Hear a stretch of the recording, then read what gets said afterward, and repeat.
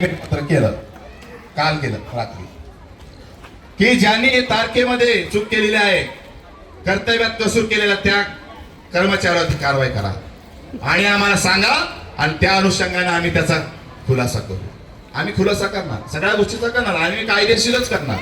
आम्ही बेकायदेशीर, आम्ही संविधानाला मानणारे लोक आहोत. अशा प्रकारचं कार्य मैमाडेशी पोलीस स्टेशन मध्ये चालतं. हा सगळा आंधळेपणा चाललेला आहे.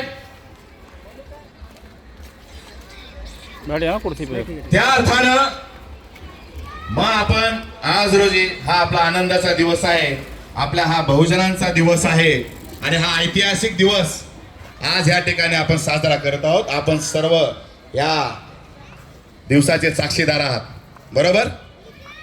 आपण हा कार्यक्रम या ठिकाणी केला.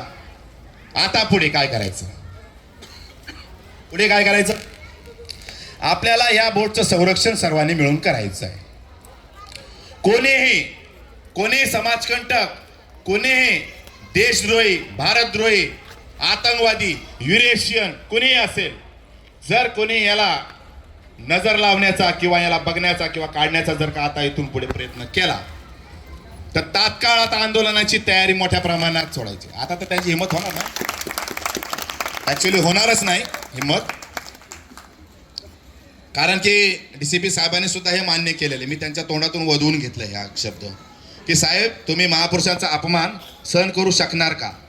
तर ते बोलले कोणीच सहन करू शकणार नाही. हे ऑन रेकॉर्ड आहे आपल्याकडे. ठीक आहे, वेळ पण होत आहे, कारण भरपूर काय बोलायचं होतं आणि वेळ पण आहे आणि लेट पण झालेला आहे.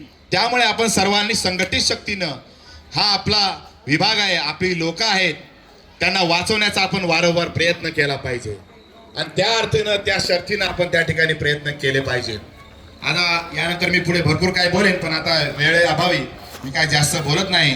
आपल्या सर्वांचं पुन्हा एकदा मी मनापासून या ठिकाणी स्वागत करतो व या ठिकाणी आयोजकांनी मला बोलण्याची संधी दिली त्याबद्दल सर्वांचे आभार, धन्यवाद.